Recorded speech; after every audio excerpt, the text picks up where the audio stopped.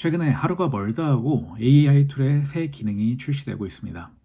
AI를 쓰고는 있는데 막상 쓰다 보면 불안해지죠. 내가 제대로 쓰고 있는 건지 하는 생각도 듭니다. 업무 생산성은 높여야 하고 매일 업데이트되는 AI 기능은 놓치면 뒤처질 것 같고 이런 생각 한 번쯤은 드셨을 겁니다. AI 툴은 각각 특성이 다릅니다. 그래서 용도를 모르고 쓰면 쓰는 의미가 없습니다. 26년 3월 기준으로 업데이트된 3가지 AI 툴을 정리했습니다. 용도별로 프롬프트 예시와 함께 보여드릴게요. AI를 쓰기 전에 먼저 우리가 하는 일을 정리해 볼까요? 직장인의 업무는 크게 3가지 유형으로 나눌 수 있습니다. 유형 첫 번째로는 정보를 모으고 정리하는 일입니다.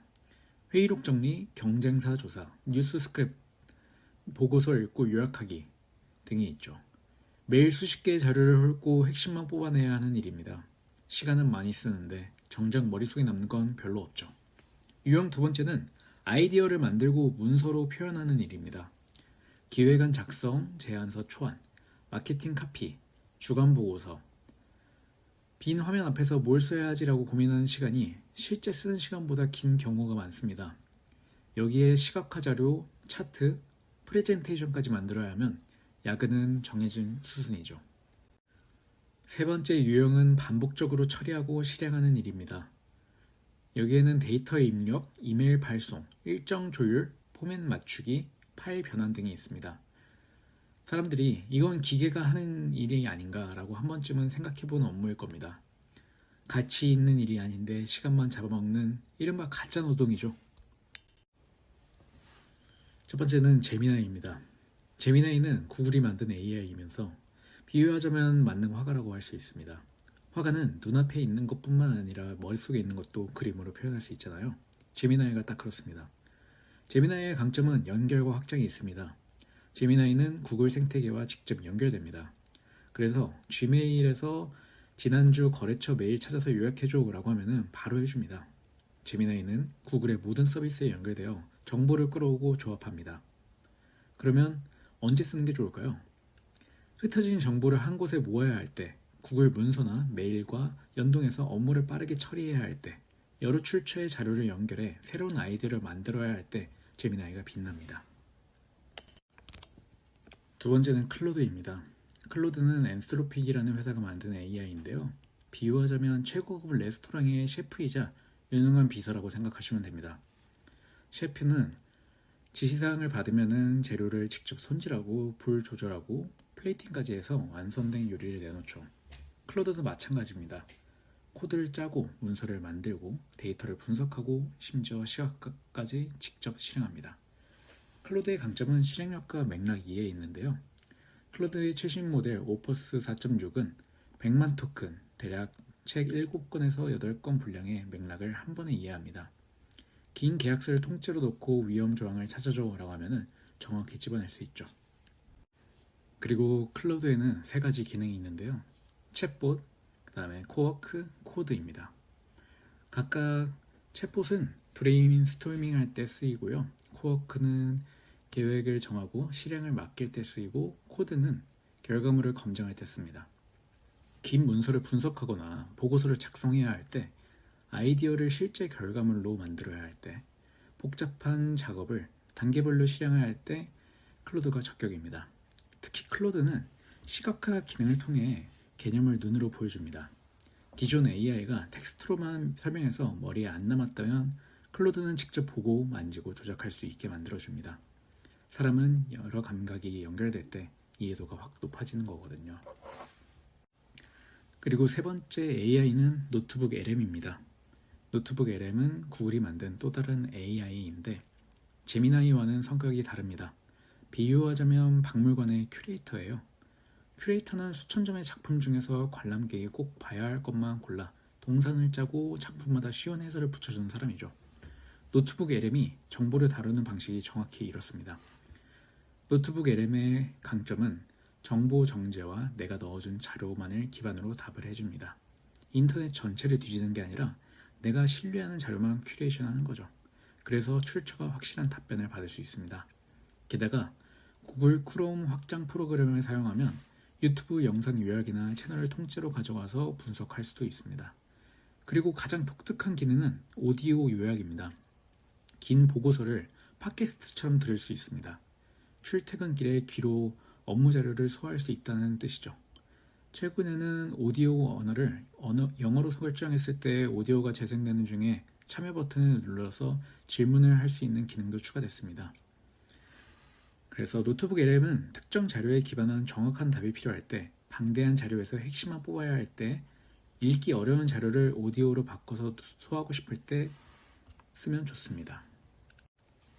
그렇다면 소개한 AI 3가지를 실제 내 업무에서 어떻게 활용하면 되는지 예시를 들어가면서 설명드려 보겠습니다. 첫 번째 상황은 경쟁사를 분석해야 될 때입니다. 첫 번째로 제미나이에게 최신 뉴스와 데이터를 수집합니다. 두 번째로 노트북 LM을 가지고 수집한 자료를 넣어서 핵심 인사이트를 정제합니다. 여기서 1단계 필터링이 중요합니다. 검증할 대상을 명확히 적어야 정확한 큐레이션을 받을 수 있거든요. 세 번째로는 클로드에게 정제된 내용을 넘기고 이 데이터로 경쟁사 분석 보고서를 작성해줘 라고 지시합니다. 그리고 두 번째 상황을 또 예시를 들어보자면 매주 반복되는 주간 보고에 대해서 클로드의 코워드 기능을 활용해 볼 수 있습니다. 플랜 MD라는 문서에 매주 월을 이번 주 일정과 지난주 성과를 정리해서 주간 보고서 초안을 만들어줘라 라고 계획을 적어두면 클로드가 계획 실행을 해서 자동으로 수행합니다. 옵시디언 같은 노트 앱과 연동하면 주간 데이터를 수치화해서 회고노트나 뉴스레터까지 생성할 수 있다는 장점이 있습니다. 그리고 마지막 상황에 대해서 설정해 보자면 회의가 너무 많고 회의 내용을 기억 못할 때 회의 녹음이나 요약본을 노트북 LM을 통해 가지고 한꺼번에 요약을 한 다음에 이렇게 얘기해 보세요. 이번 주 회의에서 내가 해야 할 액션만 정리해줘 라고 하면은 큐레이터가 핵심만 추려줍니다. 오디오 요약으로 만들면 이동 중에도 복습을 할 수 있다는 장점이 있습니다. 여기서 중요한 포인트 하나 짚고 가겠습니다. AI를 잘 쓰는 사람의 핵심 역량은 질문하는 능력과 방향을 잡는 능력에 있습니다. AI에게 보고서 써줘라고 하면은 평범하고 애매한 결과가 나올 때가 많습니다. 하지만 경쟁사 3곳의 2024년 매출 데이터를 비교해서 우리 회사의 포지셔닝 전략을 제안하는 보고서를 써줘. 결론은 차별화 투자 필요로 잡고 3단계 논거를 설계해줘 라고 하면은 완전히 다른 결과가 나옵니다. 이건 프롬프트 기법 중 역구성 전략인데요. 결론을 먼저 정하고 역으로 구성하라고 지시하는 겁니다. 클로드 연구에서 밝혀진 건데 AI 모델은 시를 쓸 때도 미리 계획을 세운다고 합니다. 그러니 우리가 방향을 명확히 잡아줄수록 AI의 결과물이 훨씬 좋아지는 겁니다. 그리고 AI가 최근에 보여주는 사고 과정은 실제 내부 추론의 25에서 39%만 반영된다는 연구 결과가 나왔습니다. 그래서 한 번에 모든 걸 시키지 말고 단계를 나눠서 지시하는 게 훨씬 효과적입니다. 1단계에서 관점을 정리하고 2단계에서 근거를 만들고 3단계에서 최종 결론을 쓰게 하는 식으로 말이죠. AI는 결국 도구입니다. 이 도구를 어떻게 쓰느냐는 결국 여러분의 질문에 달려 있습니다. 오늘 소개한 3가지 도구를 정리하면 이렇습니다. 제미나이는 정보를 연결하고 확장할 때 쓰이는 화가다. 그리고 클로드는 아이디어를 실행하고 결과물을 만들 때 사용하는 셰프 혹은 개인형 맞춤 비서다. 세 번째, 노트북 LM은 자료를 정제하고 검증하는 큐레이터다 라고 생각하시면 됩니다. 처음 AI를 사용하실 때는 막막하실 수도 있습니다.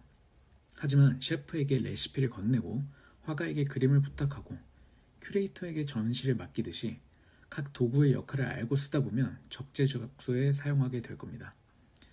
이 과정이 쌓이면 AI 활용력은 복리 효과로 나타나고 비로소 여러분이 정말 가치 있는 일에 몰입할 시간을 되찾게 될 겁니다.